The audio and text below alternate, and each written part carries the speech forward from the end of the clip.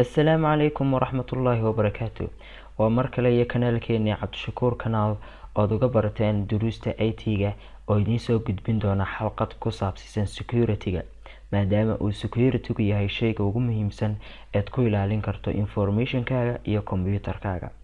xalqadan maanta waxaynu ku soo qaadanaa sida software-rada ama application-nadaada aad ugu xiri lahayd password si aanay caruurta oo kale kuugu weeraaran oo aanay kaaga corrupt garayn amaba qof aanad rabin inuu ka isticmaalo application gaar ah aan laga isticmaalin. haddaba waxaynu adeegsan doonaa barnaamij la yiraahdo EXE-log. barnaamijkaas oo ah barnaamijka halkan yaala, sida loo download garaynayo barnaamijka iyo halkaad kasoo download garaynayso waxaynu kusoo qaadan doonaa xayeysiiskan yar ka bacdi.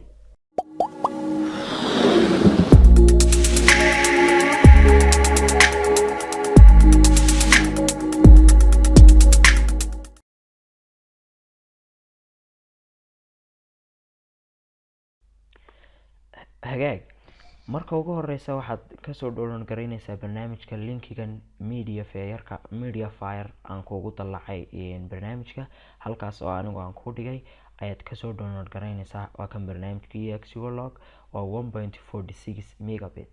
markaad barnaamijka soo download garayso barnaamijku uma baahna installing inaad install garayso uma baahna, kaliya filekan ayaa kuu soo baxaya. filekan baad desktop-kaaga soo dhiganaysaa. hore ayaanu shaqada ka bilaabeynaa. haddaba markaad rabto barnaamij in aad log garayso oo aad ku xidho password, laba hab ayaad ugu xidhi kartaa. labada hab midkood waa hab yara dheer oo in yar kugu yara cuslaanaya, habna waa hab yara fudud oo ku yara fudud. haddaba habka koowaad aynu ka horeyno ee yara dheer, waxaad sameynaysaa barnaamijka halkan ayaad soo qaadaysaa, right click ayaad siinaysaa, kadib waxaad leedahay run as administrator, kabacdina waxaad leedahay yes, kabacdina waxa kuu soo baxaya programka muuqaalkiisa noocan ah. select ayaad ku dhufanaysaa. barnaamijkii aad rabtay in aad log garayso ayaad waxaad kasoo dooranaysaa program fileska. barnaamijyadii oo dhan baa bartan kugu jira oo kaaga buuxa.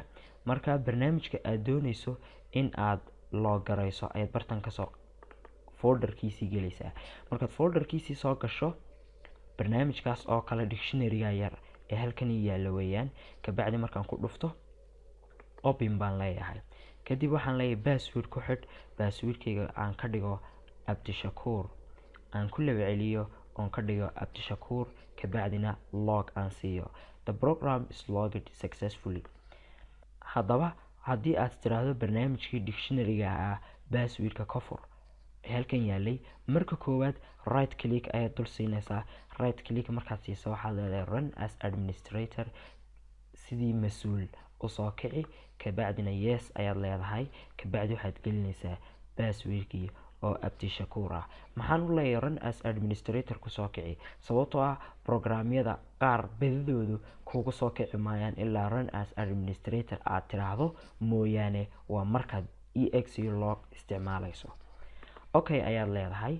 passwordkii markaad geliso hore ayuu kaaga soo kacay. maxaa dhacaya haddii aan isticmaali waayo ama aan oran waayo run as administrator? waxaa dhacaya sidan oo kale. waan ku dhuftay, waxaan ku qoray Abdishakuur, markaan qorayna okay ayaan yiri, barnaamijkii ma soo kacayo. ilaa maanta haddaad sugto ma soo kacayo. marka waa inaad run as administrator kusoo kicisaa. haddaba xalqad qaybta hore ee lagu xiri karo barnaamijka waa qaybtaas.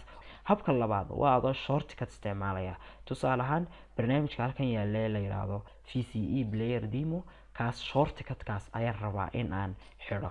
marka shortcut-kii baad halkan desktop-ka keensan kartaa, aad ku xidhi kartaa, ama C cleaner aan yiraahdo kaasaan rabaa in xidho aan yiraahdo. kan baan right click dul siinaya, run as administrator baan leeyahay, kabacdina yes ayaan leeyahay. kabacdi halkan ayaan waxaan leeyahay select desktop-kayga ayaan tegayaa. barnaamijkan doonaya inaan xidho C cleaner buu ahaa, shortcut-kiisii baan soo dooranayaa. C cleaner waa ka okay, C cleaner does not exist kuma jira buu leeyahay shortcut-kaasi, malaa waan delete garay. yes SRBN kan kale la yiraahdo baan aan soo qaato SRBN files, kabacdina open aan yiraahdo. kabacdi passwordkii baan ku xidhayaa Cabdishakuur. hoos markaan degano waxaan ku qorayaa Cabdishakuur, kabacdina log ayaan leeyahay successfully, waa lagu guuleystay. hadda haddaan siraahdo barnaamijkii SRBN soo kici, aan siraha soo kici oon double click garayo, password baa soo baxaya. marka passwordkaas baa ka hor imanaya, mana dhaafi kartid.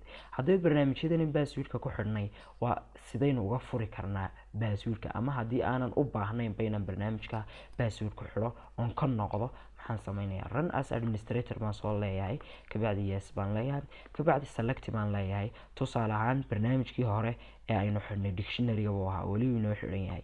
waxaan tegayaa program files, dictionary baan bartan folderkiisii kasoo raadinayaa, waa kan, waan double click garaynayaa. kadib fileka .exe la socoto kaas ayaan soo dooranayaa, open ayaan leeyahay, kabacdina passwordkii baan bartan gelinayaa Cabdishakuur, ma confirm garaynayo, unlock uma leeyahay, ka fur logii. hadda barnaamijkii dictionary-ga password ma weydiinayo, iska furmaya markiiba.